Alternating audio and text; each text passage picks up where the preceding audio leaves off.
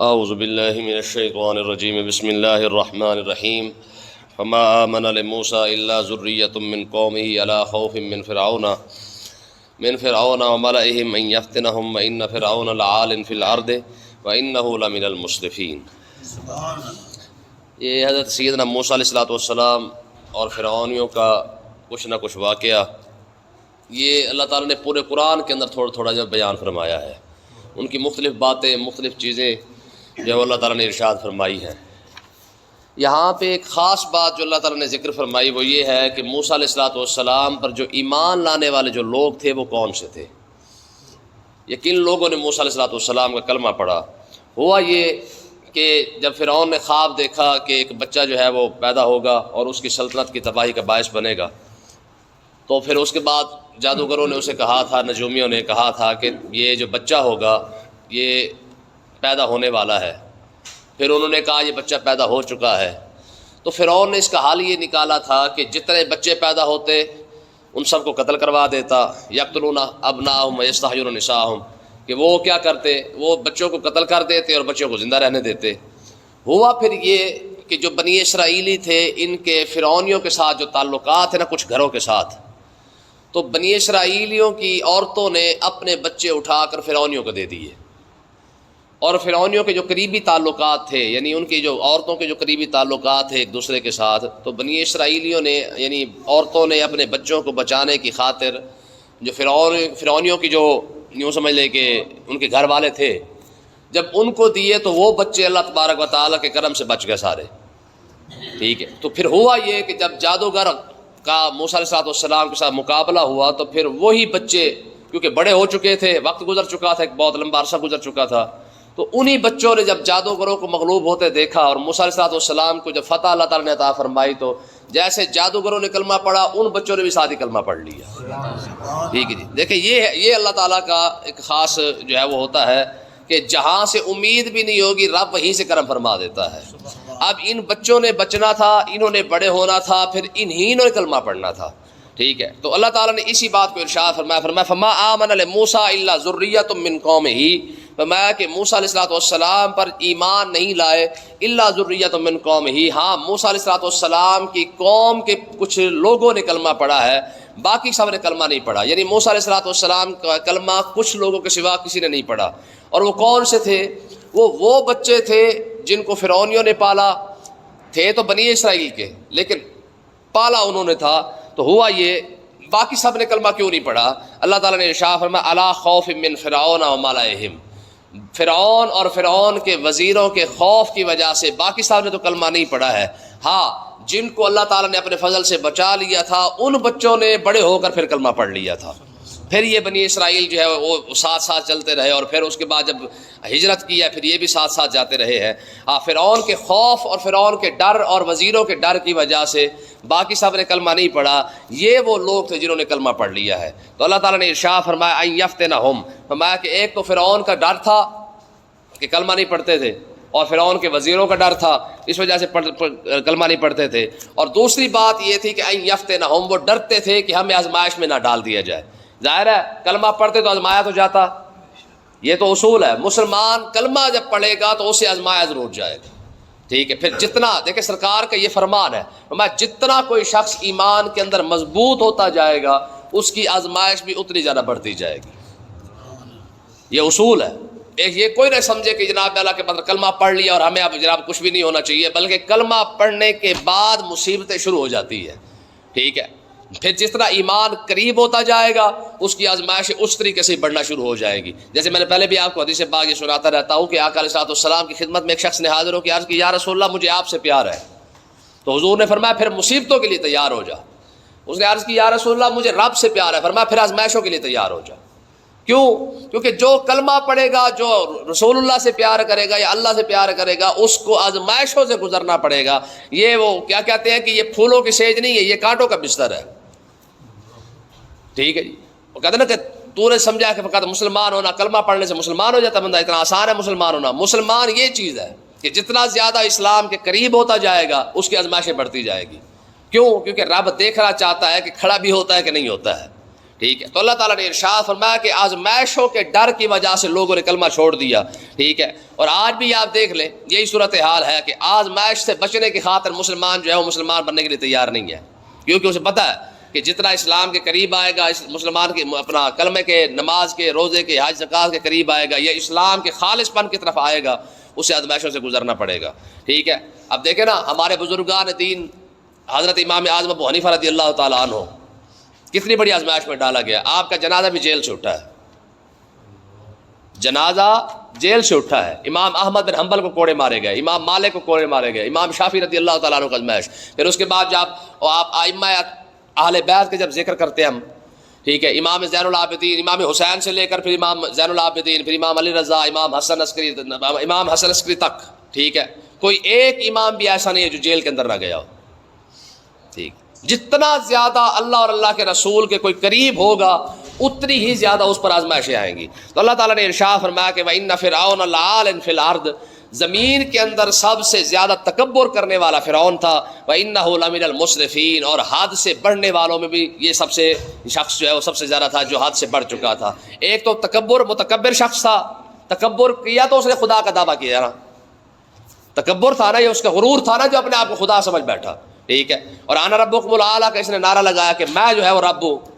اور اس کے بعد حد سے کیا بڑا ہے انسان ہے نا، انسان اس کی ایک حد جو ہے نا یہی ہے کہ یہ بندہ بن کے رہے.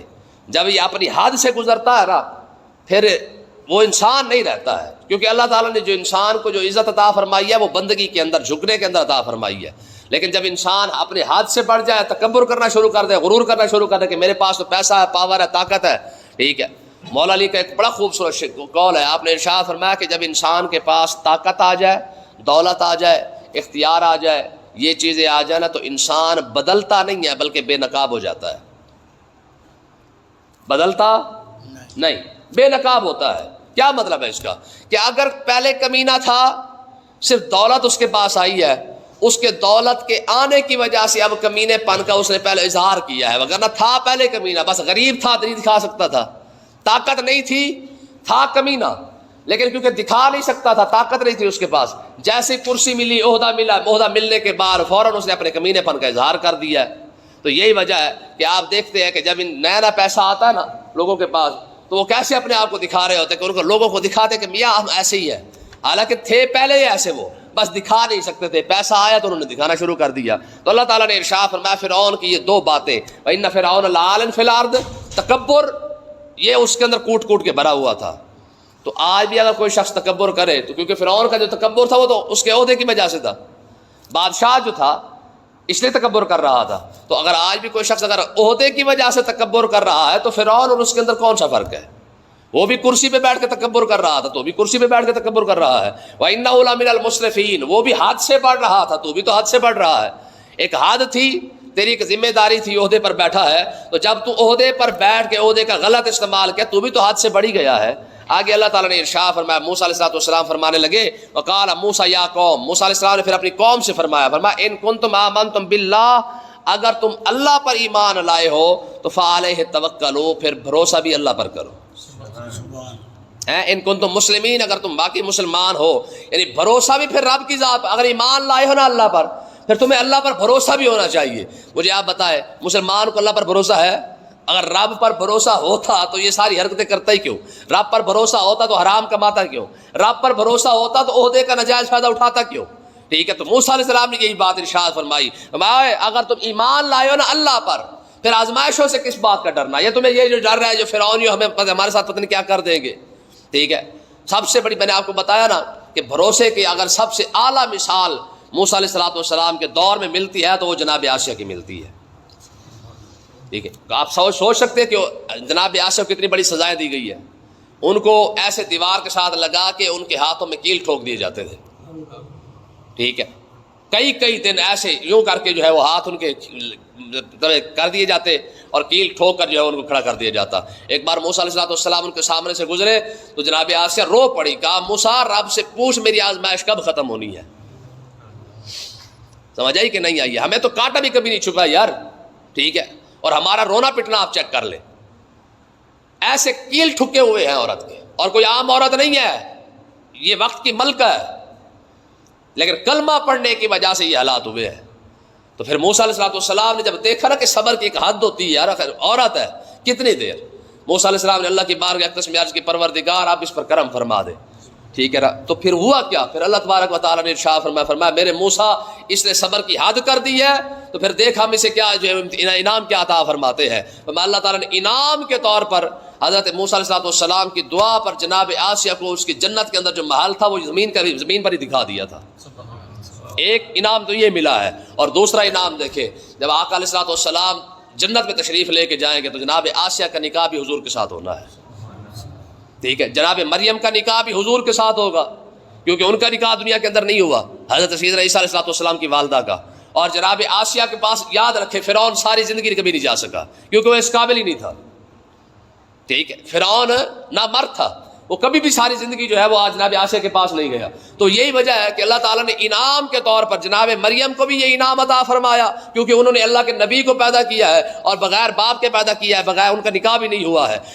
یہ انعام اللہ تعالیٰ نے جناب مریم اور جناب آسیہ کو عطا فرمایا ہے کہ جب آقا علیہ السلام جنت کے اندر تشریف لے کے جائیں گے تو آقا علیہ السلام کے ساتھ جناب آسیہ اور جناب مریم کا نکاح کروا دیا جائے گا، کیونکہ اتنی عزت والی عورتیں ہیں تو پھر ان کا نکاح بھی آقا علیہ السلام کے ساتھ کیا جائے گا. تو اللہ حضرت موسیٰ علیہ السلام نے ارشاد فرمایا وقال موسیٰ یا قوم، فرمایا موسیٰ علیہ السلام کہنے لگے اے میری قوم ان کنتم آمنتم باللہ، اگر تم واقعی اللہ پر ایمان لائے ہو نا فعلیہ توکلوا، پھر بھروسہ بھی اسی کی ذات پر کرو. ان کنتم مسلمین، اگر تم مسلمان ہو تو فقالوا، پھر وہ کہنے لگے علی اللہ توکلنا، فرمایا اے میرے ہمارے نبی ہم نے بھروسہ تو اللہ کی ذات پر ہی کیا ہے. یہ وہ لوگ تھے جنہوں نے کلمہ پڑھا تھا، ٹھیک ہے، جادوگروں کے وقت کے. تو اللہ وہ کہنے لگے فقالوا علی اللہ توکلنا، وہ کہنے لگے جی اے ہمارے نبی علی اللہ توکلنا، ہمارا بھروسہ رب کی ذات پر ہے. اور پھر دعا کیا مانگی، فرمایا ربنا، میں ہمارے رب لا تجعلنا فتنۃ للقوم الظالمین، اے پروردگار ہمیں ظالم قوم کے فتنے اور آزمائش سے بچا کے رکھ. دعا تو مانگنی چاہیے نا. باقی دیکھیں ایک وقت آقا علیہ السلام نے خود ارشاد فرمایا، جب جنگ میں نا ایک موقع پر صحابہ کرام جا رہے تھے اور صحابہ کرام کے منہ سے نکل گیا کہ آج ہم یوں کر دیں گے اور وہ کر دیں گے. آقا علیہ السلام نے ارشاد فرمایا کبھی بھی جنگ کی دعا نہ مانگا کرو. جنگ کی دعا کہ جنگ ہو یا آزمائش کی دعا نہ مانگا کرو. ٹھیک ہے. وجہ کیا ہے، فرمایا کہ تم جب اللہ تعالیٰ آسانی پیدا کر رہا ہے تو تمہیں جنگ کی دعا مانگنے کی کیا ضرورت ہے. فرمایا جنگ کی دعا نہ مانگو، آزمائش کی دعا نہ مانگو. ہاں اگر آزمائش شروع ہو جائے، جنگ شروع ہو جائے تو پھر اس کے بعد جو ہے وہ صبر بھی کرو، پھر اس کے بعد پورا جو ہے وہ اپنا دفاع بھی ساتھ کرو اور لڑو بھی سی پورا کھول کے. لیکن دعا کیا مانگو کہ پروردگار ہمیں آزمائش میں نہ ڈال. ٹھیک ہے جی. آزمائش کی دعا داؤد علیہ السلام نے مانگی تھی کہ پروردگار تو اگر مجھے آزمانا چاہتا تو آزما لے. ٹھیک ہے نا. یہ دعا داؤد علیہ السلام نے مانگی ہے کہ پروردگار تو اگر مجھے چاہے تو مجھے آزما لے. پھر رب نے پھر آزمایا، پھر ایسا آزمایا کہ پھر داؤد علیہ السلام جب روتے نا، تھے تو نبی صبر والے تو تھے ہی تھے، لیکن روتے تھے تو روایت کے اندر آتا ہے کہ داؤد علیہ السلام 40 دن سجدے کے اندر سر رکھ کے رویا کرتے تھے. 40 دن سجدے میں سر رکھ کے روتے تھے. اور ایک روایت میں آتا ہے جہاں پہ رونا شروع کرتے نا تو آپ کے آنسو کے گرنے کی وجہ سے گھاس اگایا کرتی تھی. کوئی سوچ سکتا ہے؟ یعنی جب رب آزماتا ہے تو پھر ایسے ہی آزماتا ہے. تو یہ کوئی بندہ نہ کہے کہ جناب اللہ پروردگار تو سر آزمال ہے ویکھ لے سانو. ہمارے یہاں بھی ایسے بے وقوفوں کی کمی نہیں ہے جو کہتے ہیں پروردگار سانو ویکھ لا دو، ویکھی جائے گی. تو ویکھ وکھا رب کے ساتھ نہیں ہو سکتا ہے. جب نبی نے کہا نا کہ پروردگار تو سانو ویکھ لے، جب رب نے نبی کو دیکھا ہے تو پھر نبی کے آنسو بھی نہیں رکتے تھے. ٹھیک ہے. آزمائش کی دعا مانگنی نہیں چاہیے. ہاں اگر رب آزمائش میں ڈال دے، جیسے وَلَنَبْلُوَنَّكُم بِشَيْءٍ مِّنَ الْخَوْفِ کہ ہم آزمائیں گے تمہیں ضرور، اگر وہ اپنی مرضی سے آزماتا ہے تو پھر یہ اس کی مرضی ہے. دیکھیں نا جی حسنین کریمین کے لیے آقا علیہ السلام امام حسین بچپن کے اندر تھے اور فرشتے نے آ کے کہہ دیا تھا کہ یہ آپ کی امت جو ہے وہ آپ کے شہزادے کو جو ہے وہ شہید کر دے گی. آزمائش جو تھی نا، لیکن حضور نے پھر یہ نہیں دعا مانگی کہ پروردگار اس آزمائش کو ٹال دے. حضور نے یہ دعا ضرور مانگی کہ پروردگار پھر میرے حسین کو ثابت قدم بھی رکھ. ٹھیک ہے نا. تو اللہ تعالیٰ نے ارشاد فرمایا کہ انہوں نے کہا ربنا لا تجعلنا فتنۃ للقوم الظالمین، اے پروردگار ہمیں ظالم قوم کے فتنے سے آزمائش سے بچا کے رکھ. ونجینا برحمتک من القوم الکافرین، اور اپنی رحمت کے صدقے ہمیں اس کافروں سے نجات بھی عطا فرما. ظالموں سے بچا بھی صحیح اور کافروں سے نجات بھی عطا فرما. دیکھیں دعا کا یہ بہترین طریقہ ہے. یہ کبھی نہ کہیں کہ جناب ہمیں آزما لیا جائے اور ہم یہ کر دیں گے وہ کر دیں گے. ہاں یہ دعا سکھائی گئی ہے کہ موسیٰ علیہ السلام کی قوم کو بھی موسیٰ علیہ السلام نے یہی کہا کہ تم یہ دعا مانگو کہ پروردگار ہمیں بچا. ٹھیک ہے. اور وَنَجَّيْنَا بِرَحْمَتِكَ مِنَ الْقَوْمِ الْكَافِرِينَ، اے پروردگار ہمیں کافروں سے بھی بچا کے رکھ. آج تو کافروں کے ساتھ ساری یاریاں کھڑی ہوئی ہیں، اور یہی دعا جو موسیٰ علیہ السلام کی قوم مانگ رہی ہے وہی دعا اللہ تعالیٰ نے اس قرآن کے اندر رکھ کے مسلمانوں کو بھی یہی دعا عطا فرمائی ہے کہ تم بھی اپنے آپ کو اس طریقے سے دعا مانگو کہ پروردگار ہمیں ان سے بچا کے رکھ، آزمائشوں سے بچا کے رکھ، کافروں کی یاری سے بچا کے رکھ. اور اگر جتنا بچتے جائیں گے، دیکھیں صحبت کس چیز کا نام ہے؟ صحبت اسی چیز کا نام ہے جس کے ساتھ پسند صحبت ہوگی، جس بندے کے ساتھ اٹھنا بیٹھنا ہوگا، تو ظاہر انسان کا تعلق، انسان کے اخلاق، اس کے معاملات جو ہوں گے وہ بھی ویسے ہی ہوں گے. آقا علیہ السلام نے خود ارشاد فرمایا، حضور نے ارشاد فرمایا کہ اگر تم کسی شخص کو دیکھنا چاہو نا، تم یہ دیکھو کہ اس کا دوست کیسا ہے، اس کا دوست کیسا ہے، اس کا اٹھک بیٹھک کس کے ساتھ ہے. تو حضور نے ارشاد فرمایا جس کا دوست جیسا ہوگا سمجھ لینا کہ اس کے دین اور اس کے معاملات اور اس کے اخلاق بھی ایسے ہی ہوں گے. جب سے مسلمانوں نے اپنے دوست امریکہ اور برطانیہ کو بنایا ہے، ٹھیک ہے جی، تو نتیجہ دیکھ لیں کہ کیا نکلا ہے ہمارا. جب تک ہماری دوستی کسی اور یعنی نیک لوگوں کے ساتھ رہی تب تک معاملات کچھ اور تھے. جب ہماری دوستی کافروں اور ان ظالموں کے ساتھ لگی ہے، آج ہم ذلیل ہو کے رہ گئے ہیں. تو اللہ تعالیٰ نے ارشاد فرمایا کہ وَنَجَّيْنَا، تم یہ دعا ضرور مانگو کہ پروردگار ہمیں نجات عطا فرما اس کافر قوم سے. ٹھیک ہے. جب رب خود نہیں چاہتا کہ یار مسلمان کافروں کے ساتھ یاریاں لگا کے رکھے تو پھر پیچھے بچ کیا جاتا ہے. تو اللہ پاک ہمیں اس میں سمجھنے کی توفیق عطا فرمائے.